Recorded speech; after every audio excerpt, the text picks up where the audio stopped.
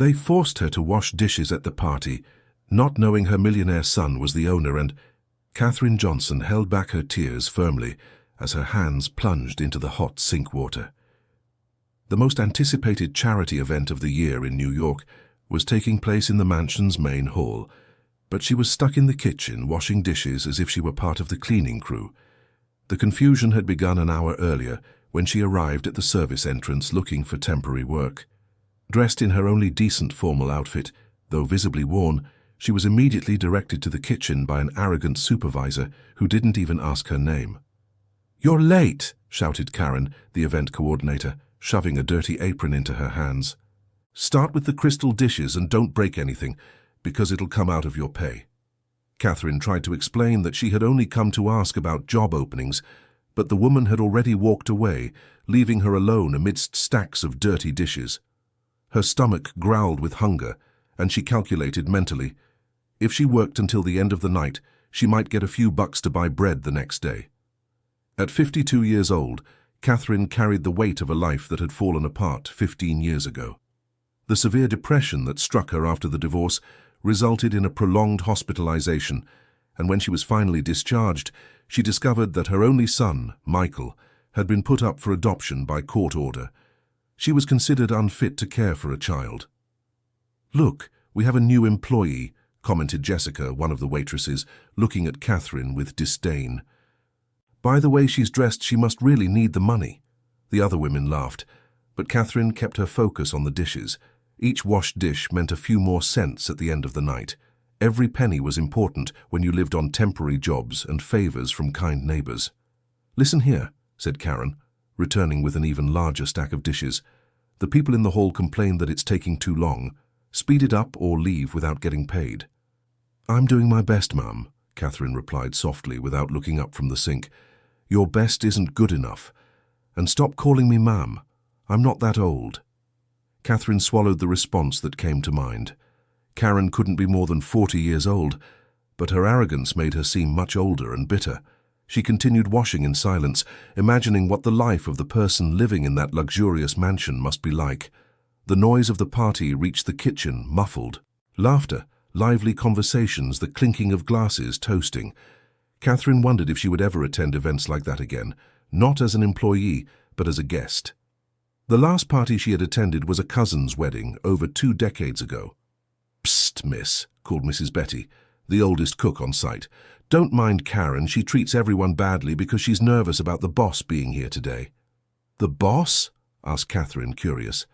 "Yeah, the owner of the house. He hardly ever shows up at the events he rents the space for, but he's here today. Karen is terrified of doing something wrong in front of him." Dear listener, if you're enjoying the story, take a moment to like and especially subscribe to the channel. It really helps us who are just starting out. Now continuing.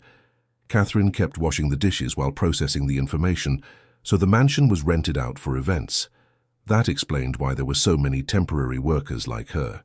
Still, she remained curious about the mysterious owner who rarely appeared. "What's he like?" she asked discreetly to Mrs. Betty. "Young, handsome, very polite. But there's a sadness in his eyes, you know, as if he carried a very heavy weight on his shoulders. They say he's single, never been seen with anyone." Catherine nodded, focusing on her work again. The boss's personal life was none of her business. Her only concern was finishing the job and getting the promised payment. "Catherine!" Karen shouted from across the kitchen. "Come here now!"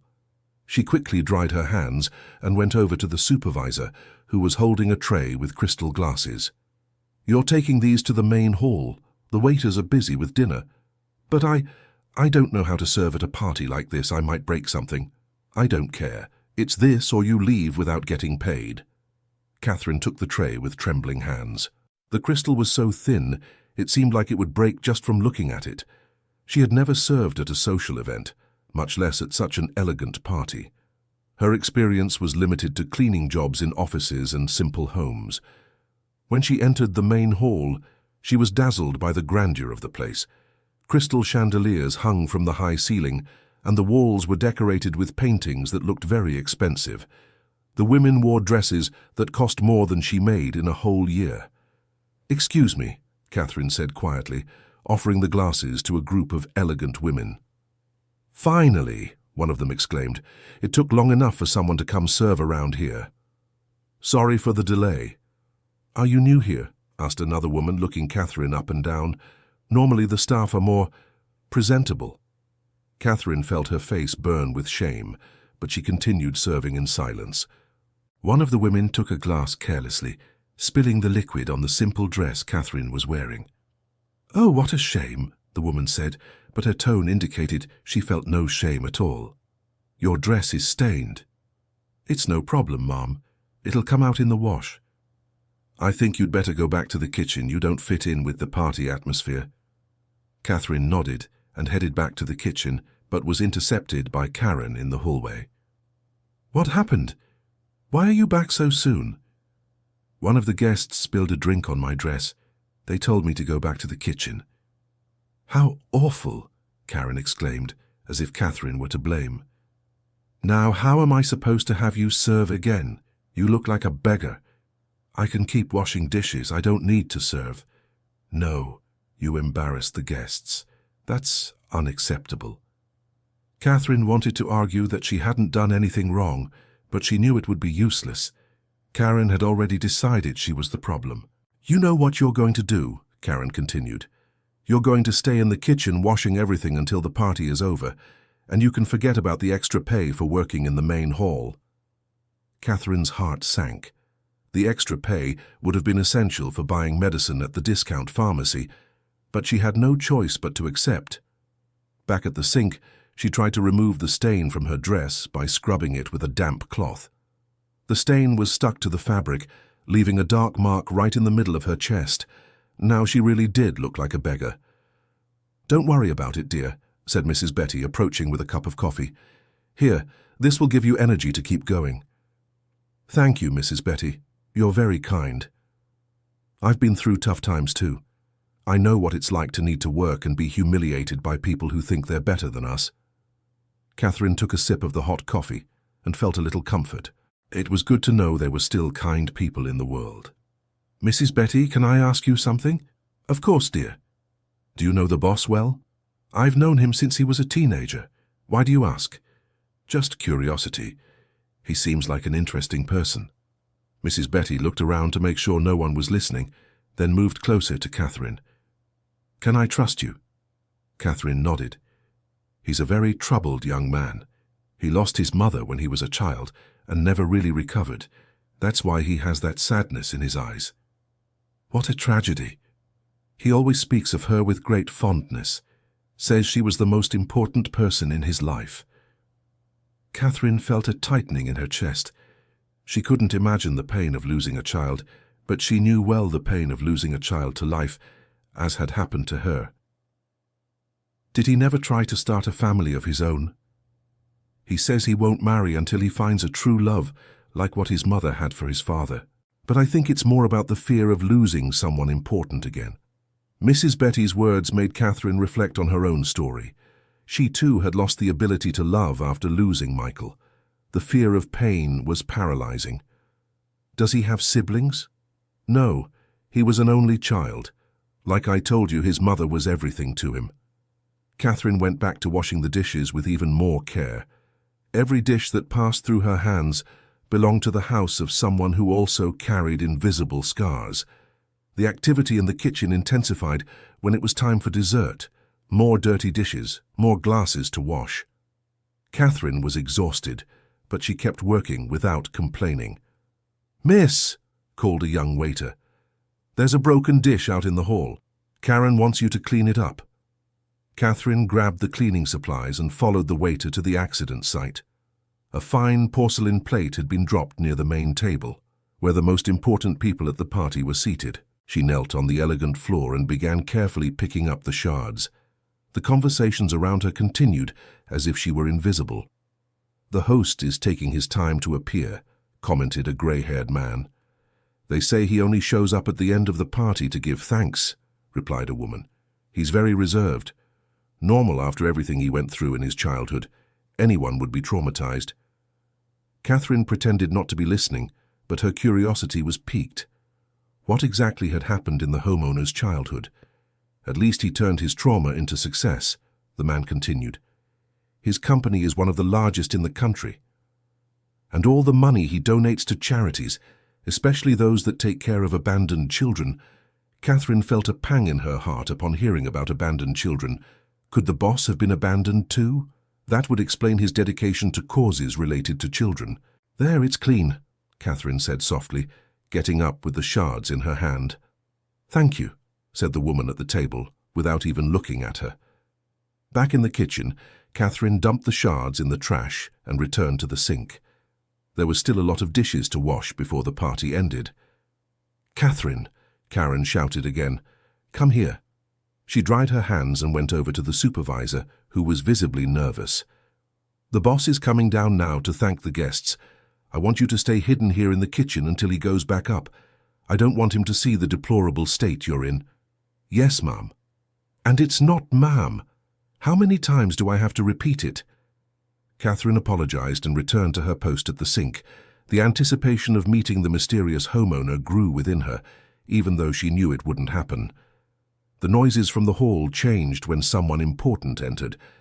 The conversations became more respectful, the laughter more restrained. The boss had arrived. "Good evening, everyone," said a male voice amplified by a microphone. "Welcome to our annual charity gala. Dear listener, if you're enjoying the story, feel free to leave a like and especially subscribe to the channel. It really helps us who are just starting out. Now continuing." Catherine stopped washing the dishes to listen better. There was something familiar about that voice, but she couldn't pinpoint what it was. "As you all know, this party aims to raise funds for our institution supporting families in socially vulnerable situations," the man continued, "especially mothers who lost custody of their children due to mental health reasons." The plate slipped from Catherine's hands and shattered in the sink. Her boss's words hit her like a punch in the stomach. Mothers who lost custody due to mental health reasons, just like her. "Oh my God!" exclaimed Mrs. Betty. "Are you okay, dear?" "I'm fine," murmured Catherine, picking up the pieces of the broken plate. But she wasn't fine. Her boss's words echoed in her mind. Was it a coincidence that he supported exactly this kind of cause? Or was there a personal reason behind this choice? "This cause is very special to me," the voice in the hall continued, "because I myself was separated from my mother when I was a child, due to the severe depression she faced." Catherine dropped the shards and leaned on the edge of the sink. Her legs grew weak, and she had to struggle not to faint. It couldn't be a coincidence. It simply couldn't. "My mother was hospitalized when I was 7, the boss went on. "Due to the severity of her condition, I was put up for adoption. I never saw her again after that. Catherine's world stopped spinning, 7 years old. Michael was 7 when he was taken from her. The dates matched perfectly. I know she's probably somewhere, maybe wondering if I've forgiven her. And I wish she knew that yes, I have forgiven her, and that I love her more than anything in this world." Tears began to stream down Catherine's face. She could no longer deny the possibility. That man? Could it be her Michael? "That's why I dedicate this party to my mother, wherever she may be. Catherine Johnson, if you're hearing me in some way, know that your son never stopped looking for you." The plate Catherine was holding shattered on the floor. Mrs. Betty rushed to her, who had turned as pale as a ghost. "Dear, what's going on? You look like you've seen a ghost." Catherine couldn't speak. The boss had said her name, her full name, Catherine Johnson. It couldn't be a coincidence. "Mrs. Betty," she managed to murmur. What is the boss's name?" "Michael. Michael Johnson Williams." "Why do you ask?" Catherine leaned on the counter, her legs giving way completely. Michael Johnson, her son, her baby who was taken from her arms 15 years ago, was there, just a few feet away, talking about his search for her. I need to see him," said Catherine, her voice choked. "Dear, you can't leave the kitchen right now. Karen will kill you. Mrs. Betty, I am the Catherine Johnson he's looking for. I am his mother." Mrs. Betty stopped breathing for a moment, her eyes widening as she processed the information. "Are you sure?" "Absolutely. Michael Johnson, 7 years old when he was adopted. Mother hospitalized for depression. Everything matches." "My God in heaven," whispered Mrs. Betty, bringing her hands to her chest. "I need to talk to him. I need him to know I'm here. But dear, you can't just show up in the middle of the party. It has to be done the right way. Catherine knew Mrs. Betty was right, but the urgency to reunite with her son was overwhelming. 15 years of pain, 15 years of longing, 15 years of regret. It could all end at that moment. Help me, Mrs. Betty, please. The cook looked around, making sure no one was watching. When the party is over, I'll talk to him. I'll explain the situation. Then you can meet the right way. What if he doesn't believe me? What if he thinks I'm an imposter after his money? Dear, a mother knows her son and a son knows his mother. If you're really family, there won't be any doubt. Catherine nodded, trying to control her anxiety. There were still a few hours left until the party ended, but she would endure it. She had to endure it. In the hall, Michael continued his speech, talking about the company's social projects and thanking everyone for their presence. Catherine listened to every word as if it were music, committing to memory the voice of the man her little boy had become. "Before I finish," said Michael, "I'd like to make a special request. If anyone here knows or has any information about Catherine Johnson, born in 1972, who had a son named Michael in 1998, please contact me. For 15 years, I've been searching for this wonderful woman who gave me life." Catherine could no longer contain herself. Ignoring Mrs. Betty's protests, she headed for the kitchen door that led to the hall. She needed to see him, even if from a distance. Through the small crack in the door, she could see a tall man with dark hair, dressed in a tuxedo. Even from behind, even after 15 years, she immediately recognized his posture, the way he ran his hand through his hair when he was nervous. It was him. It was really her Michael. "Mom?" she whispered, unable to control her tears. Michael turned toward the kitchen, as if he had heard something. For a moment, their eyes met through the small opening in the door. He stopped speaking, his face showing confusion. Catherine quickly closed the door and stepped back, her heart pounding desperately. Had he seen her? Had he recognized something familiar? "Catherine, come back here," ordered Mrs. Betty. "Don't do this, dear. You have to wait for the right moment." But Catherine couldn't think rationally. 15 years of separation couldn't end with her hiding in the kitchen like a criminal. Her son was right there looking for her, and she was being kept from running to him. "I can't wait any longer," said Catherine, heading for the door again. "Catherine, stop!" shouted Karen, appearing suddenly. "What are you doing? Didn't I tell you to stay in the kitchen?" "I need to speak with the boss," said Catherine, with a determination that surprised everyone. "Have you lost your mind? A temporary employee wants to speak with the boss. You'll be fired right now." "I'm not an employee. I'm his mother." Karen let out a sarcastic laugh. "His mother? You've completely lost it. Get out of here now before I call security." "Mrs. Karen," intervened Mrs. Betty, "let me talk to her." "There's nothing to talk about. She's delusional. She probably used some drugs." The accusation was like a slap in Catherine's face. She had never used drugs, had never done anything but work honestly to survive. "I don't use drugs," said Catherine with dignity, "and I'm not delusional. Michael Johnson Williams is my son. He was adopted when he was 7, after I was hospitalized for severe depression." Karen stopped laughing when she noticed the sincerity in Catherine's voice. "Are you serious? Completely serious? But that's not possible.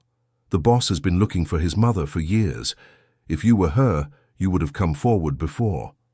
"I didn't know where he was. I didn't even know if he was alive. The adoption records were sealed. I spent 15 years trying to find him." Karen looked at Catherine with a completely different expression. The arrogance had disappeared, replaced by confusion and perhaps a little fear. "If this is true," murmured Karen, "if this is true, I treated my boss's mother like trash." "And now," asked Mrs. Betty, "are we going to let her speak with him or not?" Karen ran her hand over her face, clearly panicked. If Catherine really was the boss's mother, her career was over. She had humiliated the woman the man was searching for most in the world. I need to confirm this first," said Karen nervously. "I can't just let anyone claim to be his mother." "How are you going to confirm it?" asked Catherine. Do you have any proof? Any documents?" Catherine shook her head. All her personal documents, including photos from that time, had been lost during the difficult years after her hospitalization. She had lived in several places, lost jobs, gone through hardships. Nothing remained from the time when she was Michael's mother. "I have no physical proof," admitted Catherine, "but I know things about him that only a mother would know." "What kind of things?" asked Karen, still suspicious. Catherine took a deep breath, searching her memory for details that would prove her identity. "He has a small scar on his forehead, right at the hairline. He fell off his bike when he was 5. Mrs. Betty nodded. "Yes, he does. It's very small, almost invisible. He's left-handed, but learned to write with his right hand because I thought it would be better for his future." "True," confirmed Mrs. Betty. "He writes with his right but does everything else with his left. He's afraid of thunder. When he was little, he always came to sleep in my bed during storms." Karen and Mrs. Betty exchanged glances. This was a detail very few people knew. "And he has a moon-shaped birthmark on his left shoulder," Catherine finished. Mrs. Betty brought her hand to her mouth. "My God, that's true. Everything you said is true." Karen was pale. The reality of the situation had finally fully hit her. "What have I done?" murmured Karen. "What have I done to his mother?" "You didn't know," said Catherine, trying to ease the situation. "It's not your fault." "Of course it is. I should have asked who you were before assuming you were staff.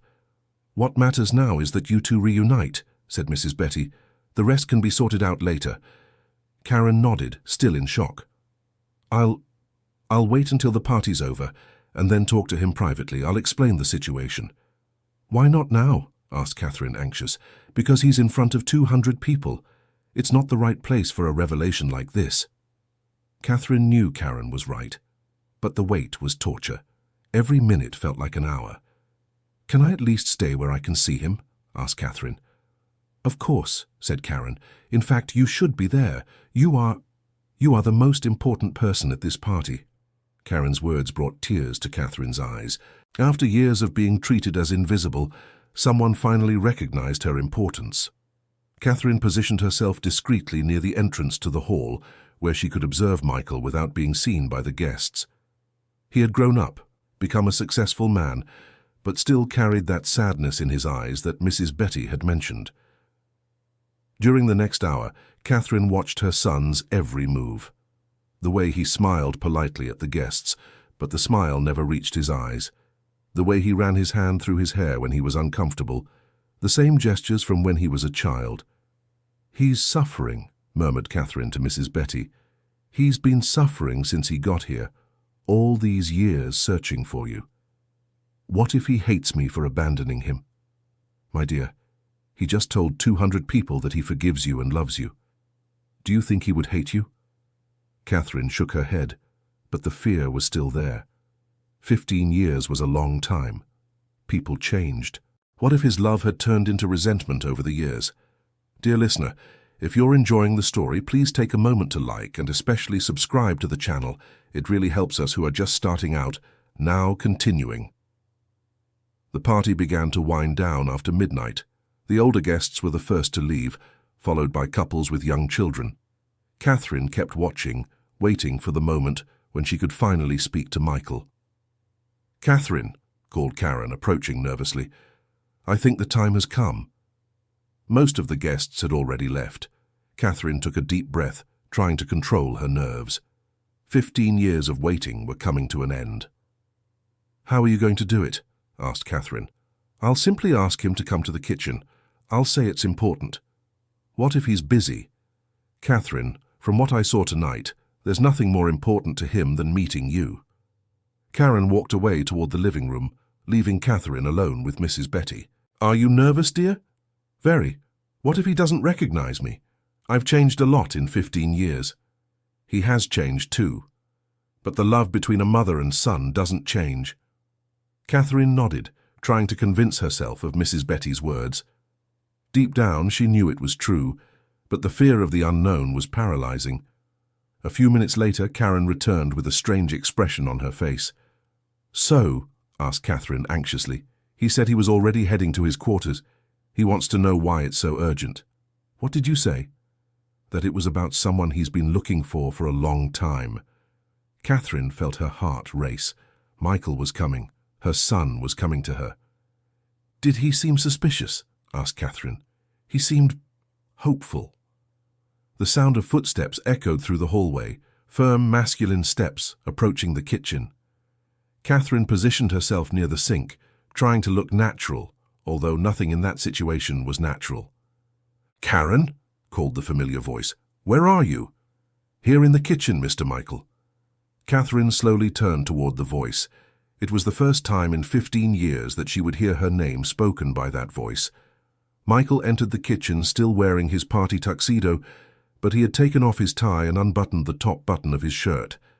He looked tired, but his eyes shone with an anxious expectation.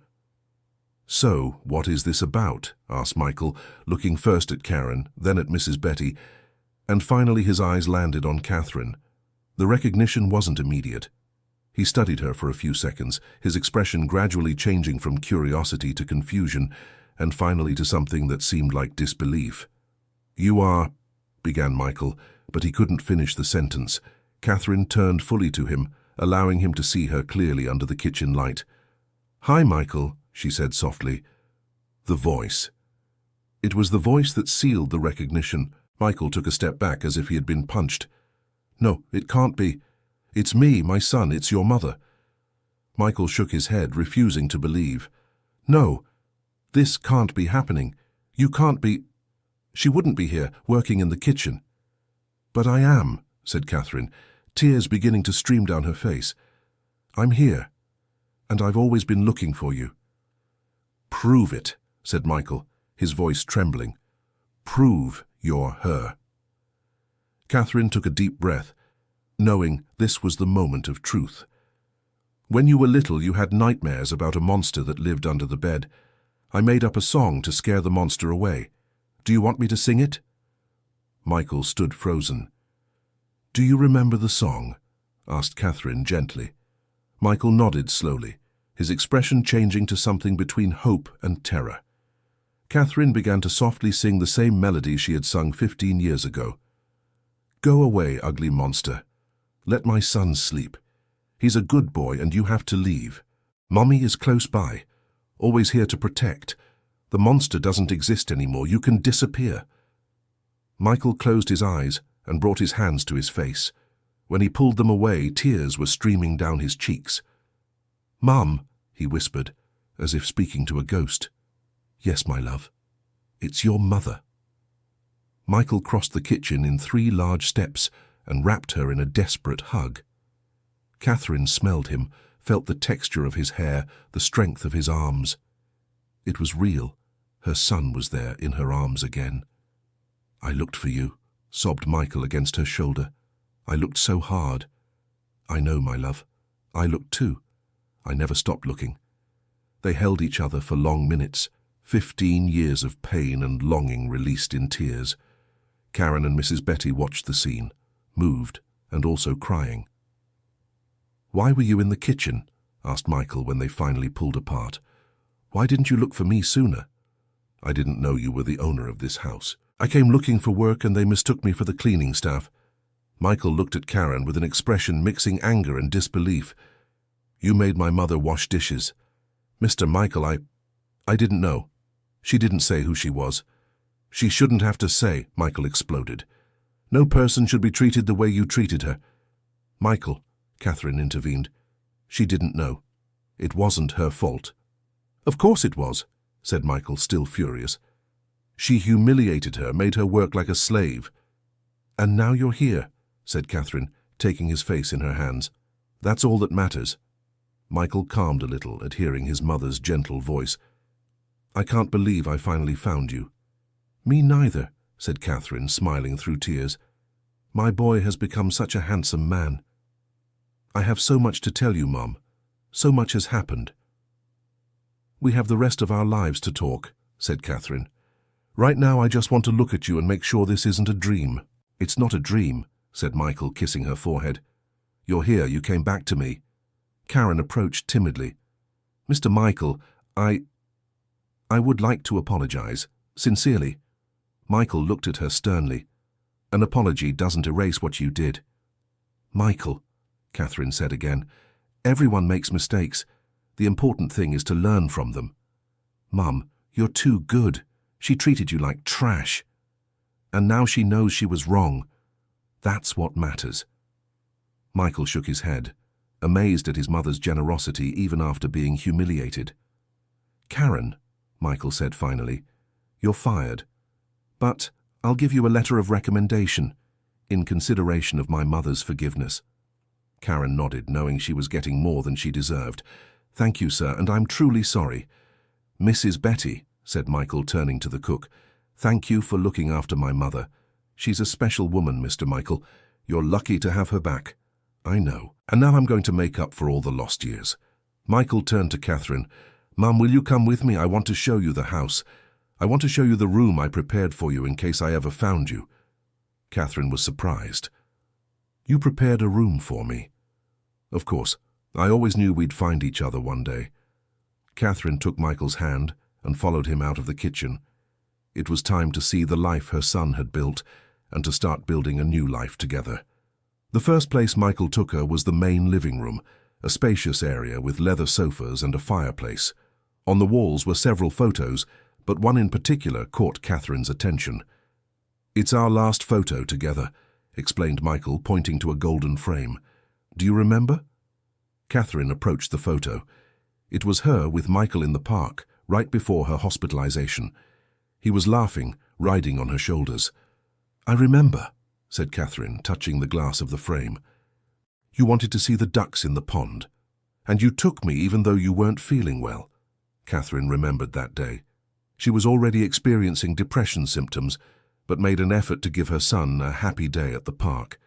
I always carried this photo with me, said Michael, even when I was little and didn't understand why you had left. I never wanted to leave, Michael. Never. I know that now. Mrs. Betty explained about depression to me when I grew up. It made me understand that you didn't abandon me by choice. Catherine felt an enormous relief. Michael had truly forgiven her. Come, said Michael, taking her hand. I want to show you the room. They climbed a marble staircase to the second floor. Michael stopped in front of a light wood door. It's been ready for 10 years, he said before opening the door. Catherine entered the room and was speechless. It was decorated with all the care, in the colors she always liked, light blue and white. The bed had a quilt that looked handmade, and there were fresh flowers in a vase on the nightstand. Michael, it's beautiful. I knew you'd like it. I remember your old room. You remember our house? Everything. I remember every detail. Catherine walked around the room, touching the furniture, admiring every detail. On the dresser there was a silver hairbrush and a small mirror. They're yours, said Michael. I kept everything I managed to save from the old house. Catherine picked up the brush and held it to her chest. It was the same brush she used to comb Michael's hair when he was little. I thought everything was lost. I wouldn't let that happen. They were the only things I had left of you. Catherine sat on the bed, feeling as if she were returning home after a very long journey. Michael, I need to tell you about all these years, about what happened after we were separated. It doesn't have to be now, Mom. You must be tired. No, I want to tell you. I want to tell... You deserve to know. Michael sat beside her on the bed, just as he did when he was a child and wanted to talk. When you were adopted, I was still in the clinic, began Catherine. When I was discharged, I found out you had been placed with a family and that the records were confidential. And what did you do? I tried everything. I looked for lawyers, went to courts, even hired a private detective with the little money I had. Where did you live? In various places. I lost our apartment because I couldn't pay the rent. I lived in boarding houses, sometimes at acquaintances' places. I worked whatever came up. Michael held her hand. It must have been very hard. It was. But the hardest part was not knowing if you were okay, if you were happy, if you still remembered me. Mom, I never forgot you. Not for a day. And you? How was your life? Was the family that adopted you good to you? They were, said Michael. Mr. Richard and Mrs. Linda were good people. They gave me an education, opportunities. But they always knew I missed you. Did they understand? Yes. They never tried to stop me from looking for you. On the contrary, they helped me when I got older. Catherine felt grateful to the family that cared for her son with so much affection. I'd like to meet them someday to thank them. They want to meet you too. I always talked about you a lot to them. How did you become a businessman? Mr. Richard had an import company. He taught me the business from a young age. When he retired, I took over the company and expanded it. And are you happy? Michael hesitated before answering. Professionally, yes. Personally, there was an emptiness that nothing could fill. You were that emptiness. Catherine kissed his forehead, as she did when he was little. Now that emptiness has been filled. Yes, it has, said Michael, smiling genuinely for the first time in years. They talked until dawn. Michael told her about his career, about the friends he made, about the places he visited, always hoping to find her. Catherine told him about the difficult jobs, about the nights she cried from longing, about how she never lost hope of finding him again. "Mom," said Michael when the sun began to appear at the window, "I want you to know that from now on you'll never have to worry about money, about housing, about anything. You'll live here with me." "Michael, I don't want to be a burden." "A burden?" "Mom, you are the most important thing in my life. Having you here is a gift, not a burden. I just don't want people to think I'm after your money. To hell with people. The only opinion that matters to me is yours." Catherine smiled, feeling a peace she hadn't felt in 15 years. "Then yes, I want to live here with you." "Perfect," said Michael, hugging her. "And now you need to rest. After lunch, I want to take you to see the company, meet my friends, get to know my life." "I'd really like that." Michael tucked her into bed as if she were a child, kissed her forehead and went to his own room. Catherine lay there, staring at the ceiling, still unable to believe that all of this was real. 15 years of suffering had come to an end. Her son had not only forgiven her, but loved her as much as the day they were separated. Life had given her a second chance, and she wasn't going to waste a single minute of it. The next morning, Catherine woke up to the smell of breakfast being prepared. For a moment, she thought it had all been a dream, but looking around and seeing the room decorated with such care, she knew it was real. She put on a robe from the closet and went down to the kitchen. Michael was there, making scrambled eggs and toast. "Good morning, Mom," he said, smiling when he saw her. "Good morning, my love. Did you sleep well?" "Better than I have in 15 years. They had breakfast together, talking about plans for the day. Michael had cancelled all his appointments to be with her. "Michael, you don't have to stop your life because of me. Mom, 15 years waiting for this moment. A few days of missed work are nothing." After breakfast, Michael took her on a full tour of the mansion. Catherine saw every room, every garden, every detail of the life her son had built. Everything was luxurious but done with good taste and care. "This is the library," said Michael, opening a door. "Remember how you taught me to read back home?" "I remember," said Catherine, moved. "You learned very quickly." "That's because I had the best teacher in the world." In the library, Michael showed her an entire shelf dedicated to books on depression, trauma, and family reunification. "I studied a lot about your condition," he explained. "I wanted to understand what you went through so I could help when I found you." Catherine was touched by her son's dedication. "You've always been a special boy, Michael. I learned to be special from you."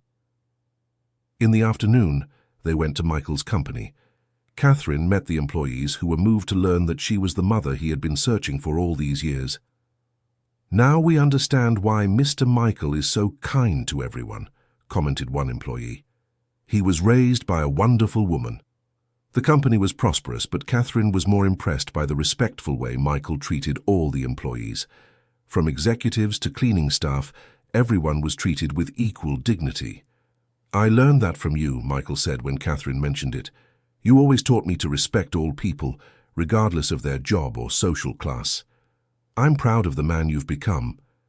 Everything good that I am, I owe to you." That evening they dined at an elegant restaurant.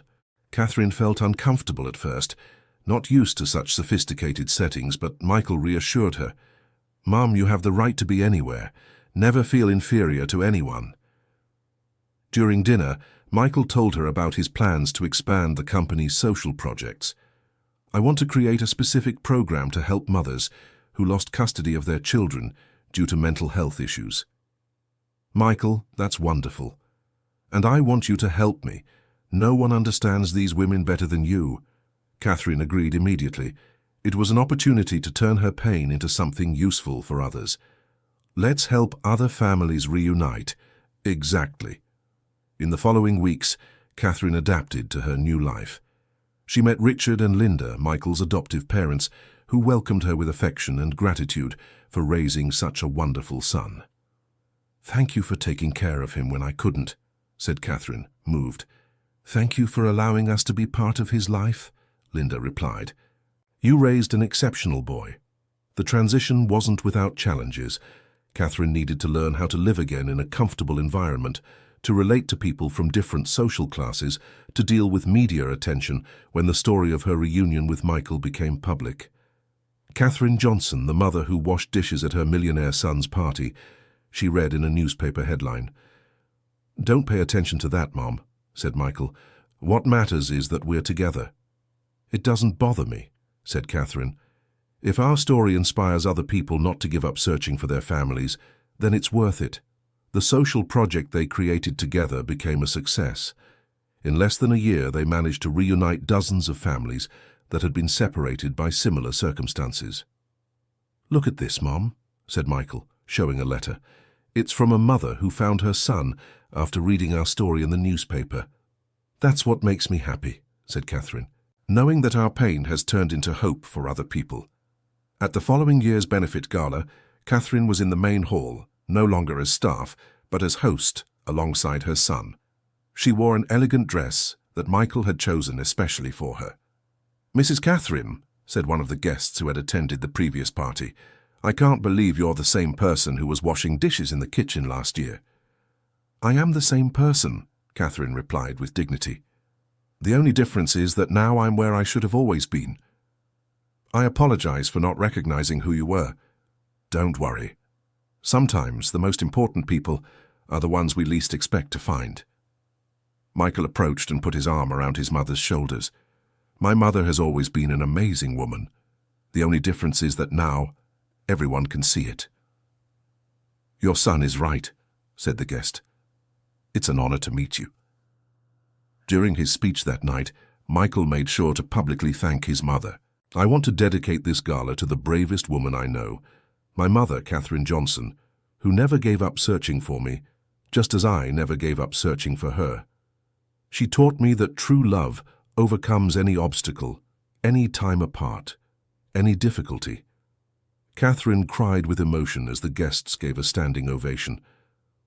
"The project we created together has already reunited over 100 families," Michael continued. "And this is just the beginning. We want no mother to go through what she went through, and no child to feel abandoned as I felt." After the speech, mother and son danced together, as they had done so many times when he was little. "Thank you, Michael." "For what?" "For forgiving me, for searching for me, for becoming this wonderful man." "Thank you, Mom, for never giving up, for loving me even when you weren't with me, for coming back to me." As they danced, Catherine looked around the lavish hall and remembered the previous night when she was washing dishes in the kitchen. Life had given her the most incredible turnaround she could imagine. "Michael," she said as they danced, "did you know I was there that night? Not consciously, but something in me knew you were close. That's why I made that speech about you." "What do you mean?" "I hadn't planned to talk about you at the party, but when I got on stage, I felt an urgent need to share our story as if you could hear me." Catherine smiled. "I was listening to you. And that's why I found the courage to reveal myself. Fate brought us together again, Mom." "It wasn't fate, my love, it was love. Love never abandoned us even when we were apart." They kept dancing, surrounded by people who now knew their story and respected them. But for Catherine, the only people in the room were her and her son, finally reunited. "Mom," said Michael when the music ended, "I love you." I love you too, my son, forever. 2 years later, Catherine was in her office at the company, coordinating another family reunification project. Her desk was full of thank you letters from families who had been reunited. "Mom," called Michael, entering the office, "we have a new family to help. Tell me about it." "It's a woman who lost her son 20 years ago. She heard our story and wants our help." "Of course we'll help." Catherine stood up and went to the window of her office, which overlooked the company's garden. Outside, a family was visiting, parents and children who had been reunited through her project. "You know what makes me happiest," said Catherine. "What?" "Seeing that our pain has turned into something bigger. How many families have been reunited because of our story?" "More than 500, said Michael proudly. 500 families who didn't have to spend 15 years apart like we did. Michael joined her at the window. "You turned the greatest pain of your life into the greatest joy for hundreds of people. We turned it, son. Together." That night, like every other since their reunion, Catherine and Michael had dinner together at home. They talked about their day, about the company's projects, about plans for the future. "Mom," said Michael after dinner, "I have a confession to make." "Go ahead." "That night at the party when you were washing dishes, I saw you." Catherine was surprised. "What do you mean?" "In the reflection of the kitchen glass door, I saw your face and something in me recognized you, but I thought I was imagining things." "Why did you never tell me that?" "Because I thought I was seeing things. 15 years of searching makes you see you everywhere. But you really saw me." "I did, and my heart almost stopped in that moment. That's why I gave that emotional speech about you. Deep down, I knew you were there." Catherine held his hand.